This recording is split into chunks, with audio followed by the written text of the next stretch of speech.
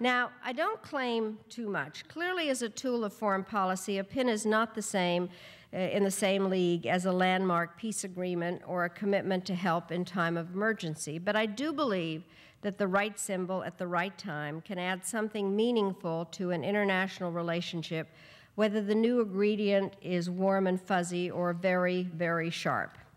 It was also interesting to anticipate how other foreign ministers might react to what I was wearing. If I had on a ladybug or a butterfly, they would know that I was in a good mood. If I wore my angel pin, they could expect me to be gentle. But if it was a spider or a wasp, they had fair warning to watch out.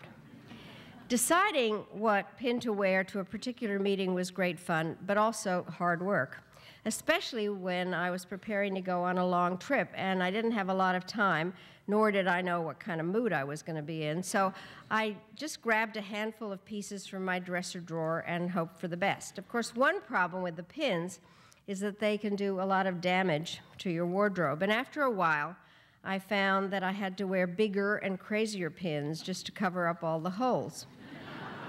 There was also the question of the clasp, which has a very long history. As I write in the book, ancient hunter-gatherers used pieces of flint to keep their clothes on while running around in the forest trying to catch their next meal. Royal burial sites in Ur, the home city of the patriarch Abraham, included gold and silver pins that would have been used to secure robes at the shoulder.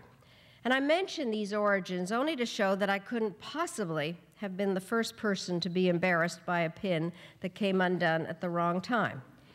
It so happened that for me, the wrong time was the ceremony at which I was sworn in as Secretary of State.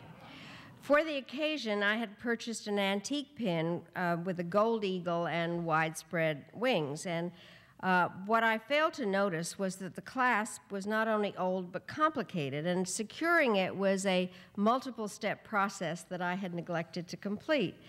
And so there I was with one hand on the Bible and one in the air, and all of a sudden I noticed that the pin is just kind of swinging around.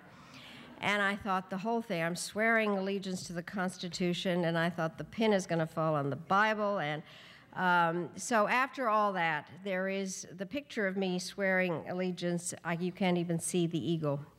It wasn't a great start, but I must have done okay as the first woman Secretary of State, because these days they hardly ever consider men for the position.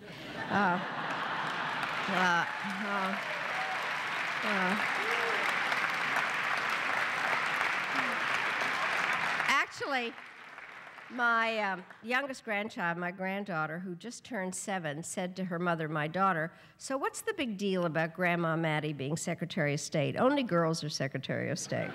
So it is difficult for me to believe that I've now been out of government for more than 9 years. And in that time, much has changed, but I've lost neither my affection for pins nor my passion for world affairs.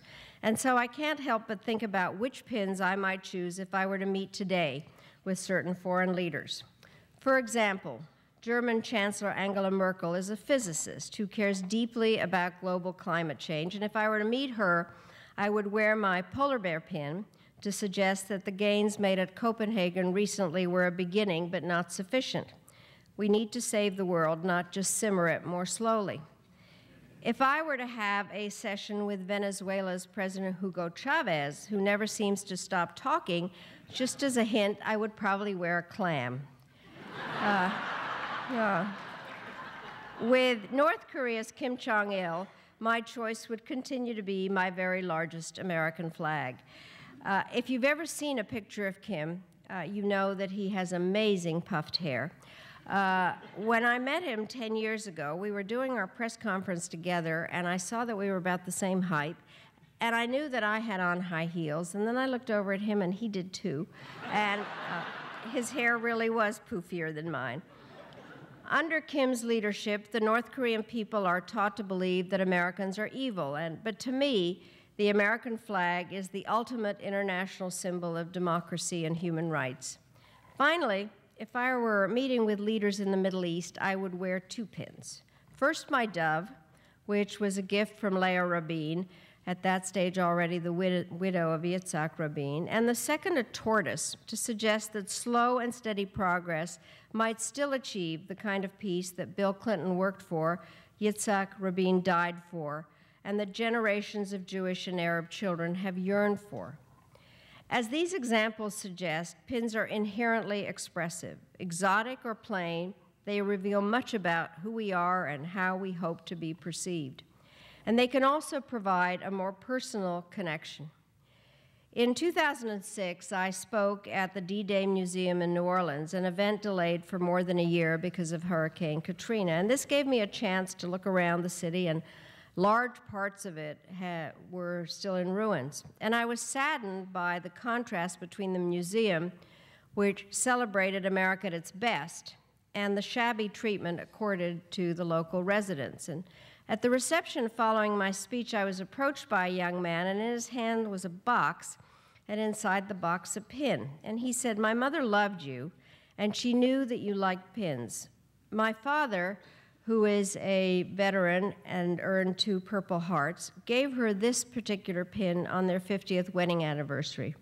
She died as a result of Katrina and would have wanted you to have the pin, and it would be an honor to her if you would accept it."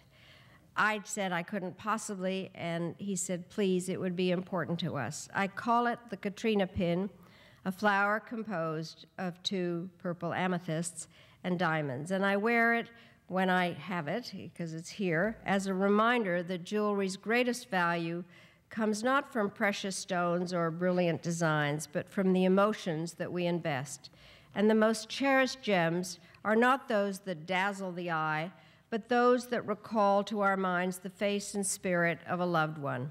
After all, the only thing that will truly never go out of style is our ability and our willingness to care for each other. And there is nobody that exemplifies that more than President Clinton. So thank you all very much for your warm welcome, and I'm delighted to be here, and now I'd be very pleased to answer whatever questions you have. Thank you.